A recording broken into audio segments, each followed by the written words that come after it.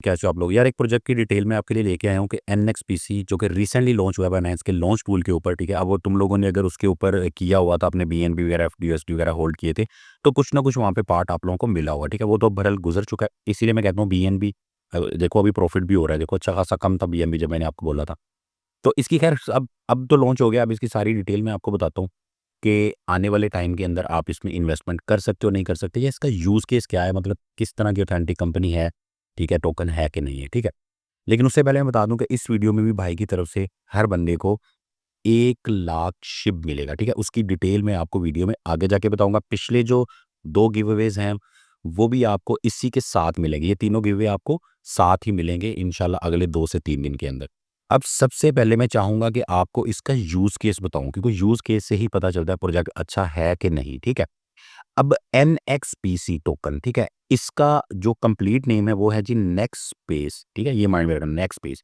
अब next space एक web 3 platform है जहाँ पे आप अपना डिजिटल आइडेंटिटी, ठीक है, यानी आपकी एक आइडेंटिटी बनेगी, ठीक है, वॉलेट और एआई टूल्स यूज करके मल्टीपल सर्विसेज को यूज कर सकते हो, ठीक है? यानी वेब 3 का एक ये प्लेटफॉर्म है पूरा, जिसके अंदर आपका एक डिजिटल कह लो आईडी कार्ड या डिजिटल आईडी बनेगी, ठीक है? और उसके बाद यहाँ पे आपका वॉलेट बनेगा, एआई के टूल्स हैं, उसको यूज़ करके काफ़ी सारी चीज़ें इसके अंदर कर सकते हो। मैं बताता हूँ क्या-क्या आप कर सकते हो, ठीक है?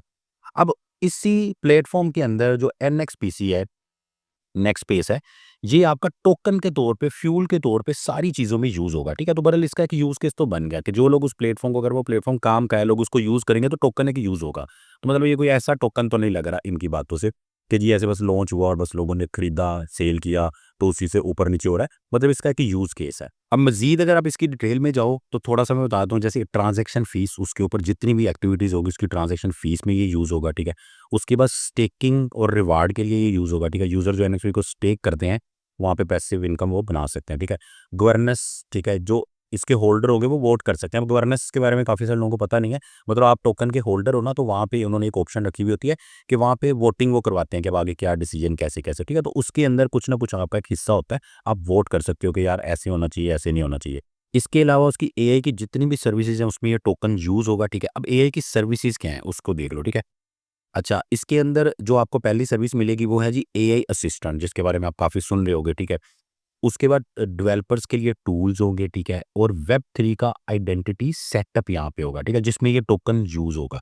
बाकी इसका इकोसिस्टम ना कुछ इस तरह ही वर्क कर रहा होगा कि जैसे जितने ज़्यादा लोग इसकी सर्विसेज़ को यूज़ कर रहे होंगे ना, उतना ज़्यादा लोगों को जो है ना एनएक्सपीसी चाहिए होगा और लोग उसको बाय कर रहे होंगे, तो ऑफ कोर्स उसकी प्राइस आने वाले टाइम में अप हो सकती है। अब ये डिपेंड करता है कि वो प्लेटफ़ॉर्म कितना यूज़फुल है और कितने लोग उसको यूज़ करते हैं। अगर कम लोग यूज़ करेंगे तो ऑफ कोर्स वो नीचे आएगा। अभी तो अच्छी खासी प्राइस थी, उसके बाद काफ़ी वो आपको पता है लॉन्च होती है नीचे जाती है। तो इसके बारे में आप शॉर्ट में ये कह सकते हो कि एनएक्सपीसी सिर्फ़ एक कॉइन नहीं है, ये एक कंप्लीट वेब 3 प्लेटफ़ॉर्म का एक टाइप का फ्यूल है, जहाँ पे लोग अपनी डिजिटल आइडेंटिटी बना के एआई टूल्स और वेब 3 सर्विसेज़ को यूज़ करते हैं, और एनएक्सपीसी हर उस सर्विस में टोकन के तौर पे एक उसका ये रोल है, ठीक है? वो यूज़ होगा, ठीक है? तो आपको मेरे ख़्याल से ईज़िली इसकी समझ आ गई।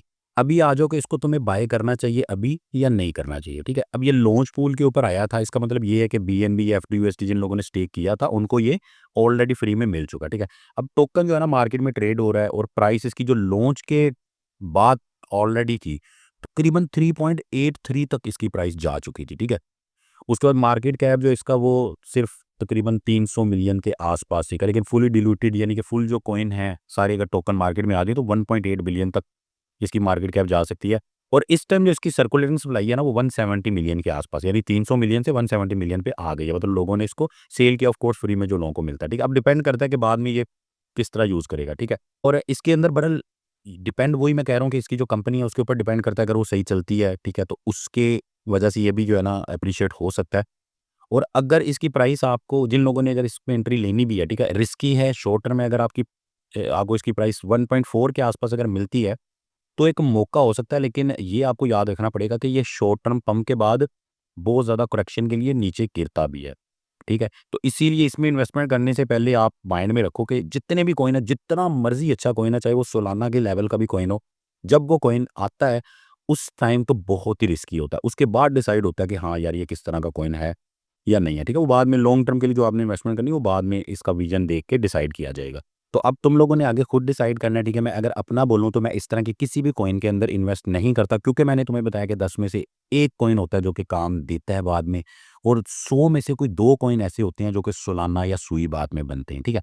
इसीलिए बाद में हम लोग इसमें इन्वेस्ट कर लेंगे। अभी के लिए इसके अंदर आप शॉर्ट टर्म जो एक गैम्बलिंग करते हो ना, वो तो चलो समझ आती है, तुमने अपने रिस्क पे ऊपर करना है।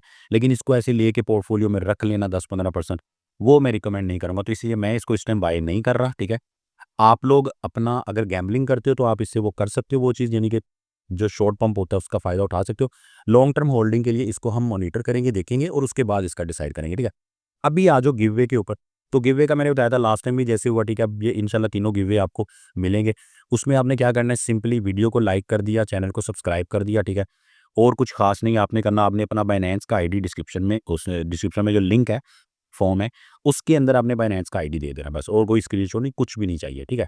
अब होगा ये कि जितने भी लोग होंगे रैंडमली एआई के थ्रू या किसी सिस्टम के थ्रू रैंडमली वो 100 बंदे पकड़े जाएँगे, ठीक है। 100 आईडी, और उन 100 आईडी को 1-1 लाख शिप दे दिए जाएँगे। ठीक हो गया? यानी हर बंदे को नहीं मिलेगा, इसीलिए जो रह जाए बंदा भाई उससे माज़रत है, क्योंकि सिस्टम इस तरह का, कम नहीं मिलेंगे, ज़्यादा मिलेंगे, बट 100 बंदों को मिलेंगे। पर अगले गिवअवेज़ हमारे इसी तरह होंगे, ठीक है?